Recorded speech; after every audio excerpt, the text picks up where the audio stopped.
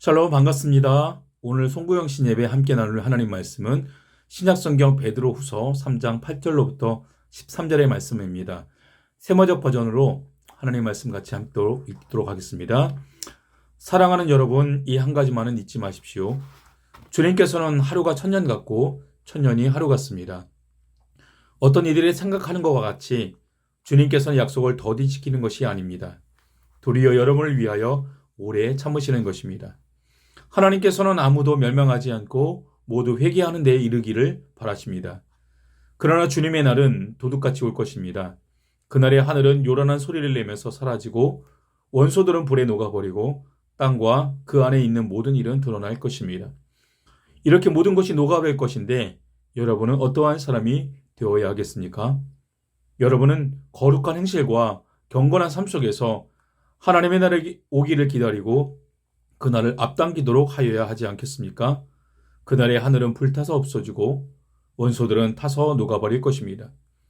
그러나 우리는 주님의 약속을 따라 정의가 깃들여 있는 새 하늘과 새 땅을 기다리고 있습니다. 1964년 프랑스의 트로슬리 프레이유에 있는 외딴 정신병원에서 지적 장애를 가진 두 명의 남자가 잠에서 깨어났습니다. 그들은 세상으로부터 단절되어 있었고 세상은 그들과 잠시도 함께하려 하지 않았습니다. 두 사람은 대부분의 사람이 성공의 기준으로 여기는 경제적인 면에서 무능했기 때문에 정신보건 서비스를 받는 존재 이상은 될 수가 없었습니다. 한편 프랑스의 같은 도시에서 전직 해군 장교이자 전도 유명한 젊은 학자가 지금 막 박사학위 논문을 마쳤습니다. 겉보기에 그는 성공한 사람으로 보였지만 실은 외로웠습니다. 정신병원의 두 사람과 마찬가지로 그는 고립되어 있었고 있는 모습 그대로 다른 사람들의 사랑을 받을 수 있을지 자신에 대하여 확신할 수 없었습니다.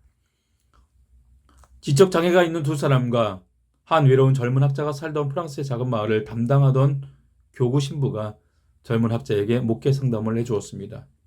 젊은 학자는 신부에게 무엇을 하며 살아가야 할지를 물었습니다. 신부는 그에게 제안을 냈습니다. 두 명의 지적장애인이 있는데 그들을 초대해서 함께 살면 어떻겠습니까? 그 젊은 학자의 이름은 장바니에입니다. 이 작은 믿음과 환대의 실천을 통해서 최초의 라르시 공동체가 탄생하게 됩니다. 오늘날 전 세계에 있는 130개의 라르시 공동체에는 수천 명의 장애인들이 장기 지원자들과 함께 마을과 도시 속의 가족 같은 집에서 생활하고 있습니다. 영성학자로 널리 알려진 헬레나 우엔이 마지막 여생을 보낸 것도 라르시 공동체 중에 하나인 캐나다에 있는 한 장애인 공동체였습니다. 초대교회 관심사는 예수 그리스도의 재림이었습니다. 승천하신 예수를 바라보는 갈릴리 사람들에게 천사들이 말하기를 하늘로 올려지신 이 예수는 하늘로 가심을 본 그대로 오시리라 라고 이야기하였고 그 이후 제자들과 예수를 믿는 자들은 예수의 재림을 기다렸습니다. 그들은 모여 함께 음식을 나누고 물건을 통용하여 사용했을 뿐 아니라 고아와 과부, 나그네와 가난한 자와 병든 자를 돌보았으며 예수 그리스도의 재림을 대망하는 공동체로서 살아갔습니다. 오늘 본문의 내용 또한 예수의 재림에 대한 이야기입니다. 예수의 삶을 전하고 예수의 부활과 재림을 전하였던 자들이 모두 죽었고 그 이후에도 예수의 재림의 증거들을 찾아볼 수 없게 되자 거짓 교사들이 예수를 기다리는 것이 헛된 것이라고 이야기하고 있습니다. 거짓 교사들의 주장을 살펴보면 첫 번째로 그리스도의 재림을 부정하는 것이었습니다. 초대교인들 중에는 그들이 죽기 전에 예수가 재림하신다고 믿는 자들이 대부분이었습니다. 그러나 그들은 서서히 하나둘씩 죽어갔고 그 후에 많은 시간이 지나도 그리스도의 재림이 발생하지 않았습니다. 이에 교회에는 재림이 있지 않을 것이라고 주장하는 자들이 나타나기 시작했습니다. 더욱이 거짓 교사들은 창조 이후로 우주는 시종일관 규칙적으로 순환되기 때문에 재림과 같은 돌발 상황은 없을 것이라고 주장하기도 했습니다. 두 번째로 그들은 이신칭의를 왜곡했습니다.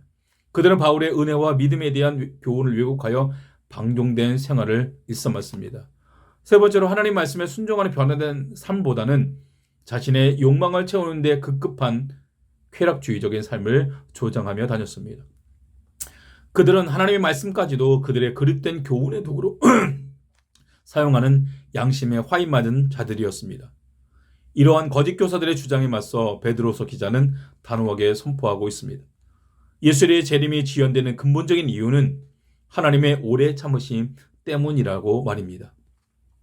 하나님은 아무도 멸망하지 않고 다 회개하게 이르기를 원하심으로 재림을 늦추시는 분이시라고 이야기하고 있습니다. 거짓 교사들의 쾌락적 삶을 추구하자는 주장에 대해서는 그리스도의 재림을 준비하는 삶이 경건하고 거룩한 삶이어야 한다고 이야기합니다. 또한 베드로서 기자는 주의 날을 사모하라고 이야기하고 있습니다. 주의 날은 악인들에 대한 완전한 심판과 새하늘과 새 땅의 완전한 회복의 양면성을 동시에 가지고 있습니다. 성도는 마땅히 육체의 정욕을 피하고 주의 날을 바라보며 살아가야 한다고 이야기하고 있습니다. 우리는 예수의 재림을 기다리고 있습니다. 코로나19를 겪으면서 예수의 재림이 가까이 와 있음을 우리는 주의 말씀을 통해 알 수 있습니다. 오늘 제목, 혼자 가면 빨리 가고 함께 가면 멀리 간다라는 이 말은 아프리카의 속담입니다. 엘 고어 전 미국 부통령이 환경보호에 기여한 공로로 받은 2007년 노벨 평화상 수상식에서 소개함으로써 세계적인 유행어가 되었습니다. 한국교회는 불과 100년 만에 서양교회가 1000년 훌쩍 넘는 시간 동안 이룬 업적들을 무색하게 할 정도로 급성장해 왔습니다. 그러나 그렇게 100년 만에 성장이 무색할 정도로 급속도로 내리막길을 내딛고 있는 것이 현실입니다. 너무도 빠르게 성장했습니다. 개교회 중심으로 말입니다. 내 교회가 성장하기 위해서 다른 교회의 교인 빼앗아 오는 것을 아무렇지도 않게 여겼고, 다른 교회보다 더 큰 교회가 되기 위해서 온갖 수단과 방법을 동원하기도 하였습니다. 강권하여 내 집을 채우라는 예수의 비유의 말씀을 총동원 주일이라고 하는 이벤트로 대체하여 수많은 교회들이 앞다투어 예배당 건물을 채우는 데 열을 올렸습니다. 개교의 성장을 위해 입맛에 맞는 주의 말씀을 선택하여 자기 편의대로 해석하고 적용하여 혼자 빨리 달려갔습니다. 하지만 멀리 가지 못하고 탈진하여 허물어져 가고 있는 모습을 보게 됩니다. 카톨릭 신화차 에마누엘 카통골레와 개신교 목회자 그리스 라이스가 공전한 화해의 제자도에서 저자 에마누엘은 르완다의 급성장한 교회 목사가 자신의 교회가 성장한 과정을 열정적으로 하는 이야기를 듣게 됩니다. 또한 당시 르완다에는 내전으로 인해 수많은 사람이 죽어갔고 고통을 당하고 있는 상황이었습니다. 교회가 고통당하는 자들을 외면한 채 자신들의 성장한 교회만 바라보는 그들의 모습에서 그들이 믿고 받아들인 복음이 도피의 복음이라고 표현하고 있습니다. 그러면서 그는 말하기를 우리에게 필요한 것은 단순히 더 나은 기계와 기술이 아니라 더 나은 세계가 가능하다는 것을 기억할 수 있게 해주는 이야기다. 하나님의 이야기는 우리에게 바로 그것을 제공한다는 면에서 복음이다. 하나님 나라는 심각하게 깨어진 이 세상에 개입하여 새로운 가능성을 만들어낸다라고 이야기하고 있습니다. 스타성 있는 목회자, 그를 따르는 추종자들, 랜드마크와 같은 예배당, 자랑스럽게 모이는 군중들의 도피성이 하나님의 나라는 아니지 않습니까? 예수의 재림을 기다리며 마지막 시대를 살아가는 오늘의 교회와 그리스도인들이 살아가야 할 삶의 모습은 누군가에게는 모호해지겠고 누군가에게는 분명해질 것입니다. 올 한 해 우리는 새로운 삶의 방식을 경험했습니다. 그 가운데에서도 우리에게 주신 주의 은혜가 있습니다. 혼자서는 하기 힘들고 할 수 없는 일들을 함께라면 할 수 있고 견뎌내고 이겨낼 수 있는 것을 우리는 경험했습니다. 자신의 욕망만을 위한 도피의 복음에서 벗어나 우리의 삶의 현장에 하나님의 나라가 임하고 예수의 흔적이 남도록 더 힘차게 나아가야지 않겠습니까?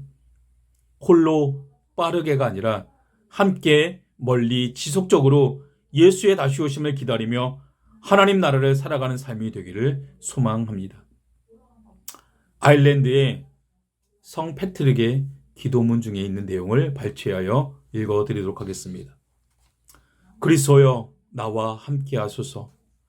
내 안에도 그리스도, 내 뒤에도 그리스도, 내 앞에도 그리스도, 내 옆에도 그리스도, 나를 소유하실 그리스도, 나를 위로하고 회복시키실 그리스도, 내 밑에도 그리스도, 내 위에도 그리스도, 조용할 때에도 그리스도, 위험할 때에도 그리스도, 나를 사랑하는 모든 사람의 마음에도 그리스도, 친구와 모르는 사람의 입에도 그리스도가 있게 하소서.